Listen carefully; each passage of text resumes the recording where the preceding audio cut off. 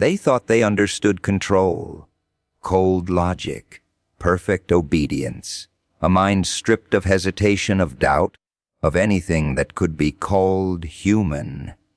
They built him to feel nothing, to question nothing, to execute without a second thought.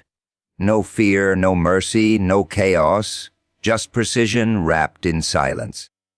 That's what they sent into the world. And people believed in it. They trusted the system, the design, the illusion that removing emotion would somehow make things better, cleaner, safer, like feelings are the flaw, like humanity is the weakness that needs to be erased. They looked at him and saw perfection, a machine in a man's skin. No cracks, no noise, no soul. But here's the funny thing about silence. It doesn't stay silent forever, because somewhere between the commands and the consequences, something shifted. Something they didn't calculate, something they couldn't control, not a glitch, not an error, something far more dangerous, a memory, a feeling, a question. And suddenly, that perfect mind wasn't so perfect anymore. You see, when you take away everything that makes someone human, you don't create strength. You create emptiness. And emptiness has a strange way of echoing. It starts small, a flicker, a hesitation. A moment where logic stumbles and something deeper tries to breathe. They never planned for that. They never planned for someone to look into that void and refuse to accept it, to challenge it, to break through the ice they so carefully built. Because bringing back humanity, that's not a system update. That's not a command you can code. That's chaos. And chaos is where things get interesting. They sold you a lie dressed up as perfection. A neat little story where emotions are the enemy, where feeling too much makes you weak, unstable, unpredictable. They told you the ideal version of yourself is colder, sharper, quieter. No anger, no sadness, no hesitation. Just clean decisions and controlled thoughts. Sounds efficient, doesn't it? Like a machine that never breaks, never doubts, never feels the weight of the world pressing down on its chest. But here's the trick. They didn't remove weakness. They removed life, because perfection without emotion isn't strength. It's absence. It's a hollow shell walking around pretending to be complete. You take away fear, and sure, you might act boldly, but you also lose caution, the instinct that keeps you alive. You take away pain, and maybe you stop suffering, but you also stop growing, because pain is the teacher no one wants but everyone needs. You take away love, and suddenly, there's nothing left worth fighting for. No reason to care. No reason to protect. No reason to hold on when everything starts falling apart. And yet, people chase it. They admire the ones who look unbothered, untouched, unreachable. The ones who never flinch, never react, never show a crack. They call it confidence. They call it power. But they don't see the cost. They don't see what's missing behind those empty eyes, because it's easier to believe in the illusion than to face the truth that being human is messy, loud, and painfully real. Control becomes the obsession. Every emotion locked away, every reaction measured, every thought filtered until nothing genuine survives. You start performing instead of living. Smiling when it's expected, staying silent when it's safer, pretending you're fine because that's what perfection demands. And slowly, piece by piece, you disappear. Not all at once. No, that would be too obvious. It happens quietly. A little less feeling here, a little more numbness there, until one day you realize you're not reacting to anything at all. That's when it gets dangerous. Because a person who feels nothing doesn't just stop hurting. They stop caring about consequences, about people, about themselves. Morality becomes optional when there's no emotional anchor holding it in place. Right and wrong blur into convenience. Decisions become calculations, stripped of empathy, stripped of humanity. And the scariest part is how normal it starts to feel. They told you this was the goal, to be unshaken, unbreakable, untouchable. But what they really created was something disconnected, something incomplete, a version of you that can function, but not truly live, a version that survives, but never experiences, and survival without experience. That's not existence. That's just time passing. The illusion works because it looks strong from the outside. No visible cracks, no emotional outbursts, no signs of weakness. But inside, there's nothing holding it together except silence. And silence, no matter how controlled, has a way of turning into something darker when it's left alone for too long. Because emotions don't disappear. They don't vanish just because you ignore them. They wait, they build. They twist into something else, something heavier, something harder to control when it finally breaks through. And it always does. That's the flaw in their perfect design, the part they never accounted for.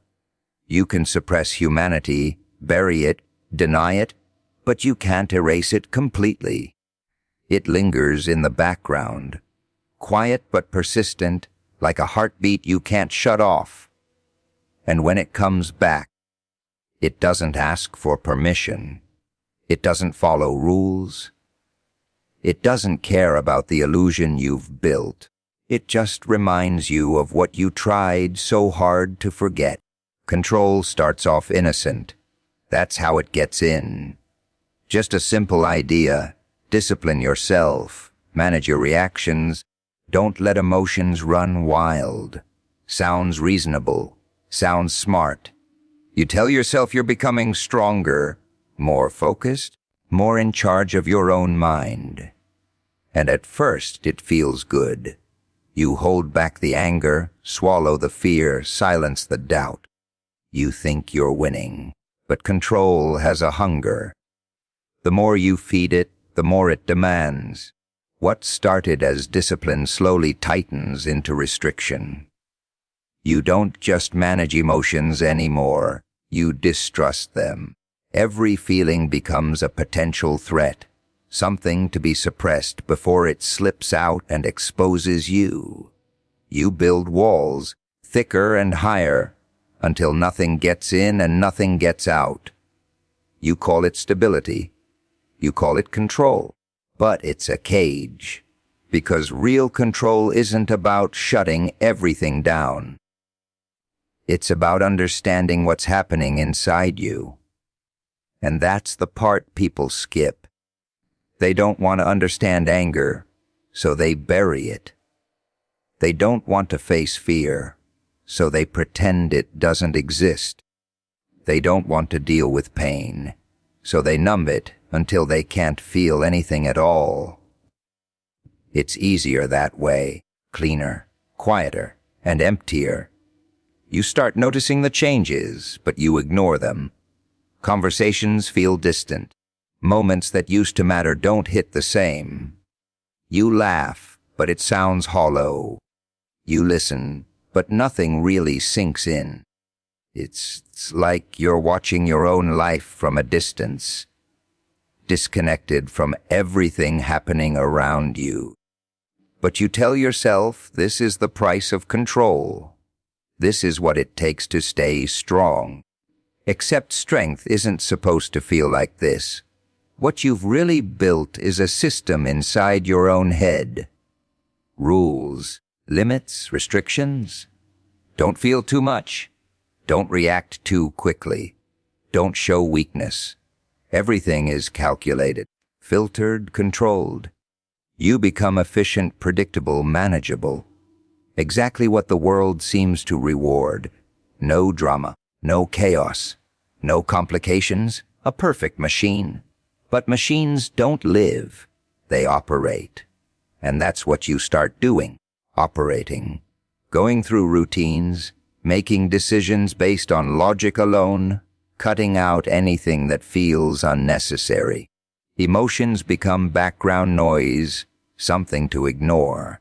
You stop asking what you feel and start asking what makes sense. And slowly, your entire identity shifts from a person to a function. It's subtle at first. You don't even notice what you're losing. The little things disappear quietly. The excitement, the curiosity, the spontaneous reactions that made you unpredictable alive. Everything becomes measured, controlled, safe. Safe is the word people use when they're afraid of chaos. But chaos is where life actually happens. It's where passion lives, where creativity sparks, where connection forms. Without it, everything becomes flat, predictable, empty. And you start to realize that control hasn't protected you from pain. It's protected you from everything. From joy, from love, from meaning. And the worst part is, you begin to accept it. Because control convinces you that this is better. That feeling less is the same as hurting less. That being detached is the same as being strong. You convince yourself you've mastered your mind, when really, you've just locked it down so tightly that nothing real can survive inside it. A controlled mind isn't always a free mind.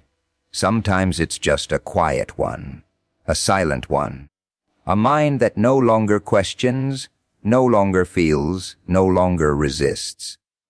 And that's exactly what makes it so easy to shape, to direct, to turn into something useful, but not truly human. Because once you've traded your emotions for control, you don't just lose chaos, you lose yourself. It never starts with something loud. No alarms, no dramatic shift, no moment where everything suddenly falls apart. That would be too easy to notice, too easy to stop. No, the first crack is quiet, almost invisible. The kind of thing you could dismiss if you really wanted to. And most people do, because when you've built your entire mind on logic, on control, on clean, calculated decisions, the last thing you expect is a feeling slipping through the cracks. It doesn't belong there. It wasn't part of the design. And yet, there it is, small, inconvenient, impossible to explain. A hesitation. That's all it takes. One moment where the answer isn't immediate. 1 second where logic doesn't land as smoothly as it should. You pause, just for a fraction of time, and something unfamiliar moves beneath the surface. Not strong enough to take over, not loud enough to demand attention, but present. Real, and that's the problem, because logic doesn't hesitate.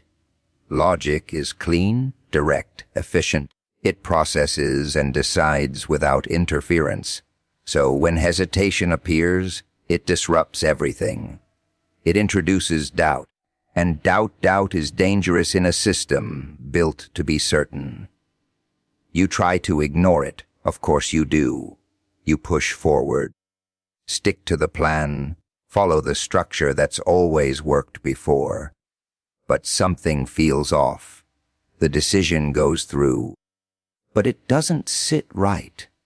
There's a weight behind it now. A faint discomfort that logic can't quite erase. And that's when the questions start.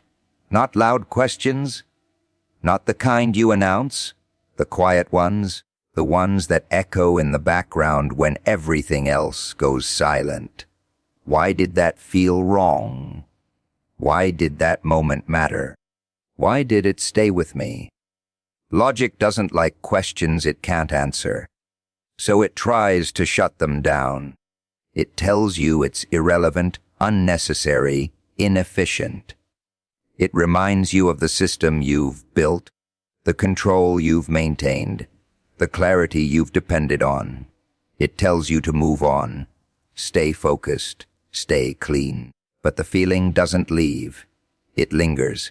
It repeats. That small hesitation starts showing up in places it never did before. Decisions take a little longer. Reactions aren't as automatic. You notice things you used to overlook. A look in someone's eyes. A tone in their voice. A moment that should have meant nothing suddenly means something. And logic starts to struggle. Because logic can explain outcomes, but it can't fully explain meaning. It can calculate consequences, but it can't measure why something feels important. That's not its language. That's not its territory. That belongs to something else. Something you tried to bury, and now it's pushing back. The crack gets wider, slowly but surely. That one hesitation turns into 2, then 3. The silence inside your mind isn't so silent anymore. There's noise now. Not chaos, not yet, but something building, something shifting. The structure is still there, the control still holds, but it's no longer absolute. There's resistance, and resistance changes everything. Because once you feel it, you can't unfeel it. Once you notice it, you can't go back to not knowing. The system you trusted, the perfection you believed in, starts to show its limits. It can guide you, yes. It can protect you, maybe. But it can't replace what's trying to come back. It can't replace humanity. And that realization, that quiet, creeping realization, is what turns a perfect mind into something uncertain, something unstable, not broken, not yet, but no longer flawless, no longer untouched, just human enough to start questioning, just human enough to feel the difference between what makes sense and what feels right. I prefer this response. They taught you early, didn't they? Keep it together. Don't cry. Don't get angry. Don't feel too much. Don't show too much. Don't be too much. Because the moment you do, the world starts labeling you weak, emotional, unstable. Like having a heartbeat somehow makes you defective. Like reacting to life is a flaw that needs to be corrected. So you learn to hide it. You learn that strength isn't about what you feel. It's about what you can bury. You smile when you're breaking, stay quiet when you're burning, act unfazed when everything inside you is screaming, and people reward you for it. They admire your composure, your control, your ability to stay calm under pressure. They don't see the effort it takes, the constant tension of holding everything down just to fit into their version of strong. Because in their world, humanity is unpredictable, and unpredictable things make people uncomfortable. They want consistency, reliability, something they can understand and manage. Emotions don't fit into that. They're messy, irrational, sometimes explosive. They don't follow rules. They don't wait their turn. They don't care about timing or logic. One moment you're fine. The next you're not, and there's no clean explanation for it. That scares people. So instead of learning to understand it, they try to eliminate it.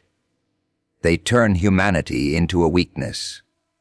Think about it. When someone shows vulnerability, what's the first reaction? Silence, discomfort, sometimes even judgment, because vulnerability exposes something real, something raw, something that can't be controlled or predicted. And in a world obsessed with control, that's dangerous. So they teach you to avoid it, to suppress it, to pretend it doesn't exist. And you listen. You start believing that feeling deeply is a problem. That caring too much will only get you hurt. That showing emotion gives people something to use against you.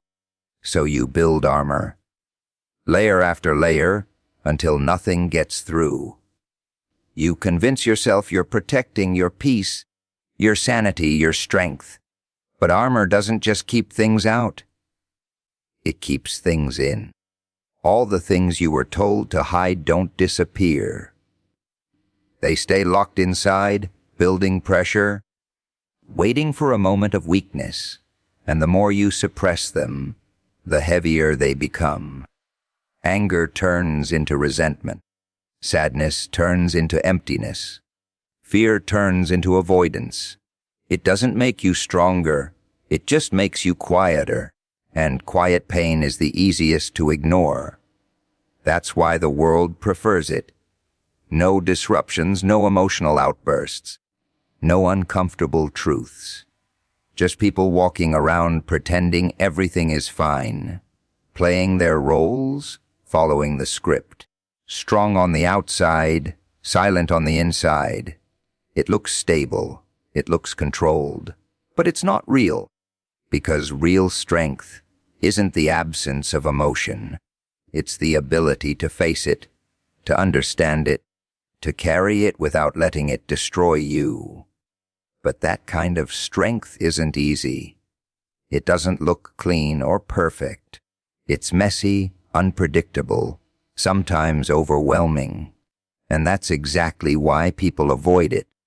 It's easier to shut down than to open up.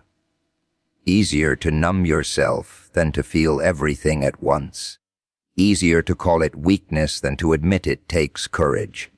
So the cycle continues.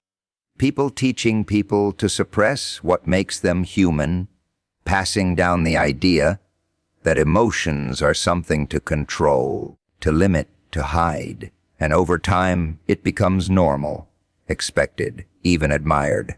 But underneath all that control, all that silence, all that carefully constructed strength, there's still something there.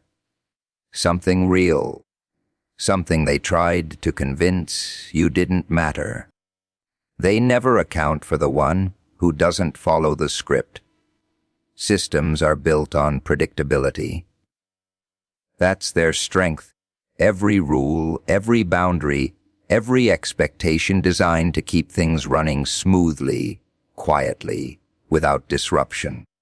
People fall in line because it's easier, safer. You do what you're told. You think how you're supposed to think, and everything stays in order. No chaos, no questions, no resistance. That's how control survives. But there's always one person who looks at the system and doesn't see perfection, doesn't see safety, just sees the cracks, the emptiness behind the structure, the silence behind the rules. And instead of adapting, instead of blending in, they start to push, not loudly at first, not in a way that draws attention, just small things, questions that don't have easy answers, actions that don't quite fit the pattern. And that's enough, because systems don't like questions. Questions create doubt, and doubt spreads. It moves from one mind to another, quietly, like a whisper that refuses to fade. And once people start thinking for themselves, the structure begins to weaken, not from the outside, but from within. That's where the real damage happens. The one who pushes doesn't need power, doesn't need authority. All they need is awareness, the ability to see what others ignore, to feel what others suppress, and most importantly, the refusal to accept that things have to stay the way they are. That's what makes them dangerous. Not chaos for the sake of destruction, chaos that reveals truth, Because when you challenge a system built on control, you don't just expose its flaws. You expose what it's been hiding. The lack of humanity, the absence of real connection, the way it strips people down until they're nothing more than functions. And once that's visible, once people start to see it for what it is, it becomes harder to believe in it, harder to trust it. The one person doesn't break the system by force. They break it by making others feel again, by reminding them of what they've buried. A moment of empathy where there should be indifference, a reaction where there should be silence, a connection where there should be distance. It doesn't seem like much, but it's enough to disrupt the pattern. Because feeling is contagious. You see someone act human in a place that demands coldness, and it sticks with you. It lingers in your mind, challenges your own behavior, makes you question why you've been holding back. And slowly, without realizing it, you start to change. Just a little. Just enough. And that's how it spreads. The system tries to resist. It tightens control, reinforces the rules, labels the disruption as a problem that needs to be fixed. It always does. Because anything that can't be controlled is seen as a threat. But the more it pushes back, the more obvious it becomes. The cracks widen, the illusion weakens, and now it's not just one person anymore. It's many. Many who start to see what was hidden. Many who start to feel what they were told to ignore. Many who begin to question the structure they once trusted. And once that happens, control becomes harder to maintain, because you can suppress one voice. You can isolate one person. But you can't silence something that's already taken root in multiple minds. That's the power they underestimated. Not strength in numbers, not rebellion in the traditional sense.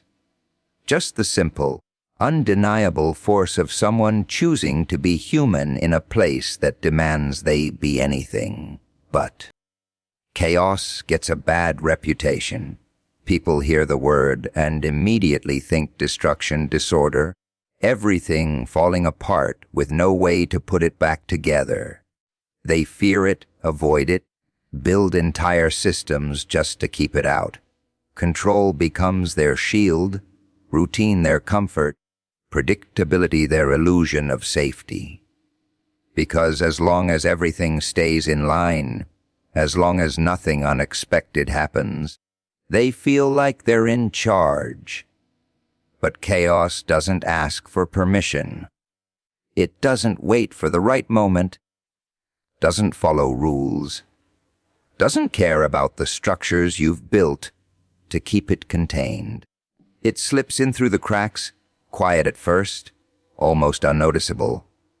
A disruption here, a shift there, something small that doesn't quite fit. And most people rush to fix it, to restore order before it spreads. Because they don't understand it. They think chaos is the enemy. But chaos is just change without a script. It's what happens when the system stops working the way it's supposed to. When control slips, when predictability breaks, when everything you relied on suddenly feels unstable. And yeah, that's uncomfortable.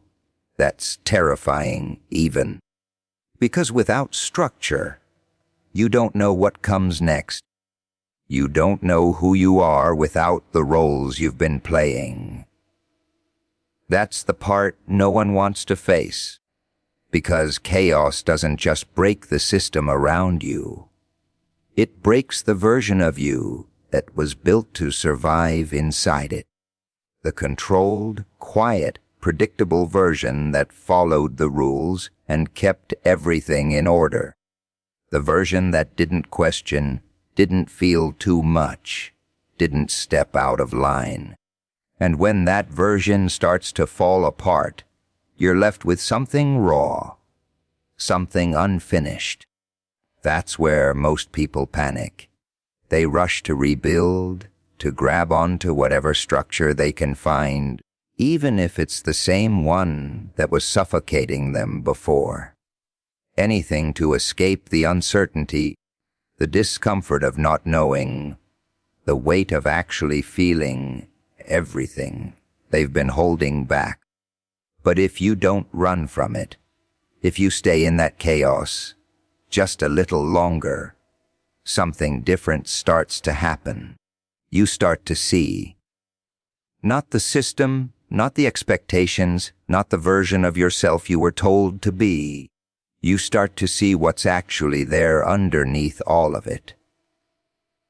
The emotions you buried, the thoughts you ignored, the parts of yourself you pushed away just to fit into something that was never meant for you in the first place. Chaos strips everything down.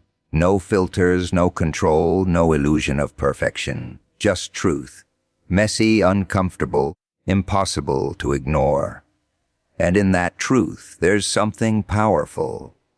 Because for the first time, you're not operating on autopilot. You're not following a script. You're reacting, feeling, thinking in ways that aren't controlled or calculated. That's where change begins.